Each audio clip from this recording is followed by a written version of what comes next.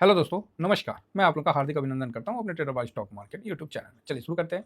तब कैसा हैं आप लोग? तो आप बोलिएगा सर बढ़िया है। चलो जी बढ़िया है तो बहुत बढ़िया बात है। है ना? तो आइए आज देखते हैं कि 3 बजे मैंने क्या बोला था। 3 बजे मैंने यही बोला था कि कोई विशेष नहीं है। हाँ, थोड़ा सेलिंग है, स्मॉल सेलिंग है, न्यूट्रल है, यही बोला था। चलो जी देखते हैं। सबसे पहले हम एफआईएस की बिकवाली पे आ जाते हैं। तो आज कितना बेचा है? 12 तारीख एफआईएस, फॉरेन इंस्टीट्यूट इन्वेस्टर, जिसको हम लोग प्यार से फूफा जी कहते हैं। तो ये हम लोग के फूफा जी हैं। यार मानना पड़ेगा, स्मॉल सेलिंग बोले हैं, इसका मतलब पता इतना स्मॉल। हाँ, डीआईएस के बाद का जो डिफरेंस है बहुत छोटा है। यही बात हम लोग बोले कि बहुत छोटा है। तो ठीक है, अब जो है सो आपके सामने है ना? तो अच्छा है। यहाँ एक चीज आप देखिएगा कि डीआईएस का अचानक से बाइंग स्लो हो गया है। गलत मत समझिएगा मेरी बातों को, है ना? जहां तक पहुंचाना चाह रहा हूं वहीं तक पहुंचेगा, नहीं तो स्लिप हो सकते हैं। तो डीआईएस का धीमा धीमा स्लो आपको दिख रहा है। ये इंडेक्स की चेंजिंग के कारण स्लो दिख रहा है। ठीक है, जो इंडेक्स में पोजीशन चेंज हो रहा है, जो स्टॉक को बाहर निकाल के इंडेक्स फेंक रहा है, चाहे पोजीशन उसका घटा रहा है, उस कारण से डीआईएस थोड़ा हल्का बाइंग में है। इस कारण डीआईएस जो है अपना थोड़ा सेटिंग कर रहे हैं, जिस कारण से आपको बड़ा बाइंग नहीं दिख रहा, नहीं तो बीच में तो बड़ा बाइंग दिख रहा था। तो ये चीज़ है। तो चलिए अभी विश्लेषण करते हैं। सबसे पहले स्मॉल सेलिंग कैश में तो आपने देख लिया, मतलब दोनों के बीच का जो डिफरेंस है $100 के आसपास, छोटा। ठीक, तो आप बोलोगे हाँ चलो सर ये तो समझ में आ गया, आपने लिखा भी था थोड़ा सेलिंग है, स्मॉल सेलिंग है। थोड़ा को कई लोग बोलते हैं सर घोड़ा पड़ेगा। चलो जो भी है, तो फिलहाल इंडेक्स में देखते हैं। इंडेक्स में भी अपना लिखे हैं, क्या लिखे हैं कि न्यूट्रल है। तो हालांकि इंडेक्स फ्यूचर 800 करोड़ बेचा है, चेक कर लेते हैं, आपके सामने रखेंगे और कल के लिए बड़ा अच्छा चीज़ बताएंगे, जिसको जान के आप खुश होइएगा और प्रफुल्लित होइएगा। अच्छा लगेगा आपको जान के। अरे प्रो को हम ब्रो काहे लिख रहे हैं, ये प्रो। ठीक है, तो एफआईएस 0.44% का सेलिंग किया, डीआईएस 0.03% का बाइंग किया है, एकदम कुछ नहीं किया। पब्लिक आज खरीदारी हुआ है। ठीक है, इंडेक्स और प्रो जस्ट हल्का चिल्ड, यही है। अब आप बताओ, ये न्यूट्रल नहीं तो कौन चीज़ है? आप ही बताओ। लोग तो कह रहे थे कि बड़ा सेलिंग हुआ, न्यूज़ वाले क्या बोले थे जब गिरावट हुआ था? तो निफ्टी 350 के आसपास गया था ना जी, कि 400 के आसपास। न्यूज़ वाले बोले थे ना कि ओहो आज तो पूरे दिन की सेलिंग हो गई, ये हो गई, वो हो गई, मर गए, लुट गए। यही बात था। हम लोग का क्या था व्यू? हम लोग का व्यू सिंपल था कि भैया न्यूट्रल है साहब, है ना? दबाव आएगा लेकिन फिर पॉजिटिव हो जाएगा, न्यूट्रल है। क्लोजिंग कितना में दिया? क्लोजिंग ये देखिए 27 पॉइंट माइनस दिया, तो इसको बोलते हैं न्यूट्रल। ठीक है, हम लोग डराने वाला काम नहीं करते, हम लोग अपना डाटा का काम करते हैं, समझे? तो आप बोलिएगा ओके। तो कल जो मैंने डाटा आपको बताया था उसी हिसाब से मार्केट आपको चलता हुआ दिखा, इसीलिए मैंने बोला था ना कि कल मत बोलिए कि सर क्या होगा। अब आज कल का प्रिडिक्शन, कल है एक्सपायरी, मजा आएगा। मुझे लग रहा है कि यहां पर ही सेल मंदेरियों की लंका लगेगी। हाँ, हालांकि मंदेरिया पोजीशन काट लिया, अब जो फंसेंगे पब्लिक फंसेंगे। प्रीमियम खा रहे थे 3 दिन 4 दिन से, क्योंकि हाँ कंटिन्यू चल रहा था, प्रीमियम खा रहे थे। कल ही लास्ट मार्केट है इस वीक का, उसके बाद तो छुट्टी हो जाएगा। तो उस हिसाब से मेरे पास जो डाटा है वो डाटा है पॉजिटिव। तो आप बोलिएगा अच्छा, हाँ मेरे पास 4 डाटा है, 4 दिन का डाटा है, माफी चाहेंगे। ये पॉजिटिव है, ये निगेटिव। निगेटिव कितना हुआ है इस डाटा के बेस पे? तो 8 पॉइंट। और पॉजिटिव कितना हुआ है? तो 1 point plus 3 1 point plus 250 point. तो मैं किसी भी एंगल से कल निगेटिव नहीं देख रहा हूँ। मुझे नहीं पता क्या होगा, क्या न्यूज आएगा, ये सब मुझे नहीं पता। मैं तो कुछ अलग हिसाब किताब से चलता हूँ। जिस तरह पुराने ज़माने में याद है ना कि नोट का टुकड़ा रहता था, नंबर मिला के डिलीवरी हो जाता था। लेने वाला बच्चा है या बुढ़ा है उसको कोई मतलब नहीं, वो अपना नोट मिलाया, अपना उसका मिल गया, ले जा भाई जितना माल लेना है। तो वही बेस है मेरा, उसी बेस पे हम चलते हैं, सालों से चल रहे हैं। इसलिए ना मैं आप लोग को याद होगा कि मैं बोला था कि R&D कर रहा हूँ सर, उसी बेस पे चल रहा हूँ।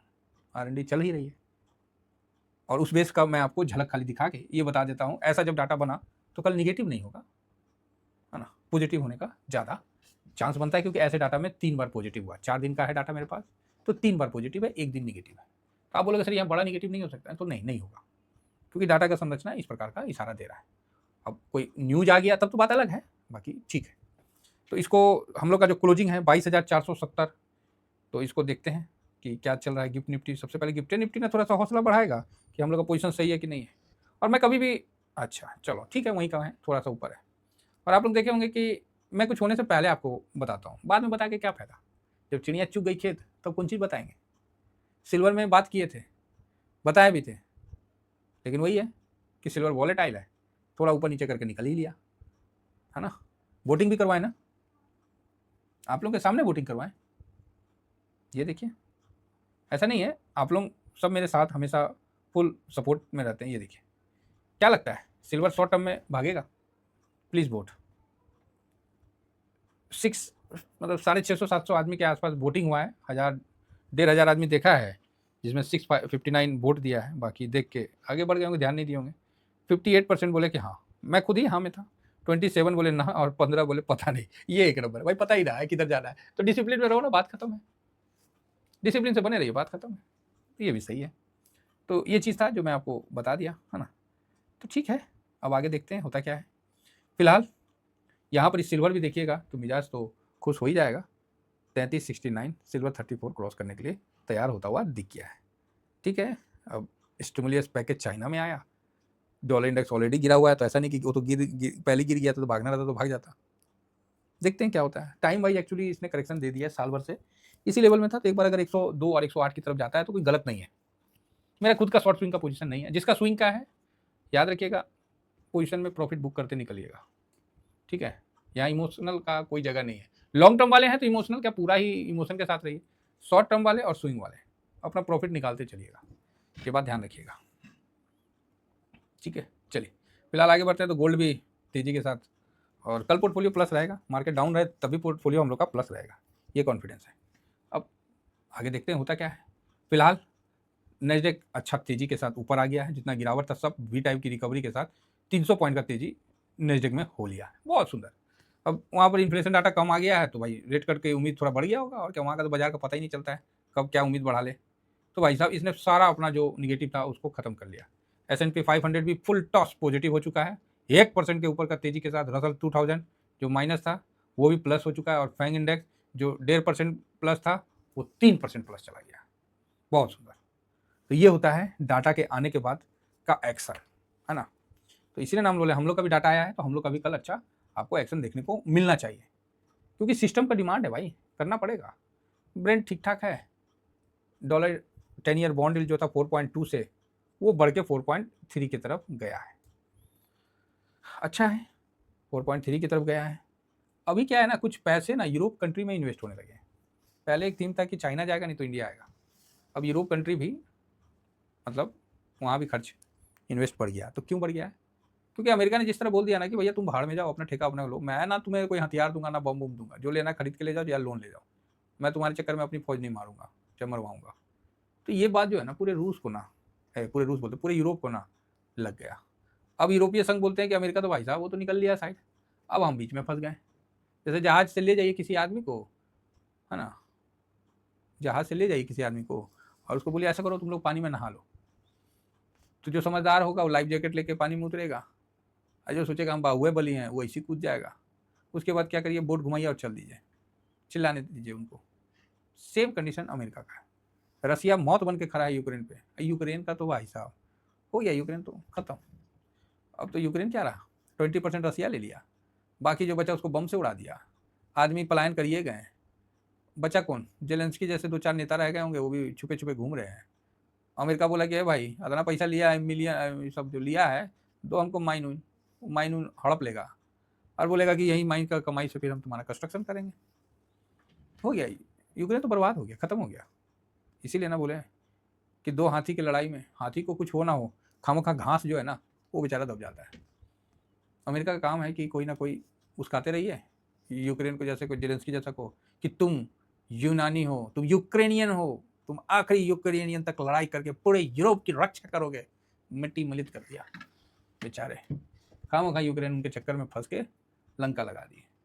अब समझ में आया भारत चुप क्यों है। वहाँ तो भाई प्रधानमंत्री साहब जो बोलना था बोल दिए, और चुप ही हैं तब से, कुछ बोलिए नहीं रहे। कौन बोल रहा है? Donald Trump. अब जो ज़्यादा बोलेगा वो फँसेगा। तो भारत जो चुप पे है ना, ये बहुत तगड़ा, मतलब बहुत तगड़ा, मतलब जितना 100 में 100 पॉइंट दीजिए कम है।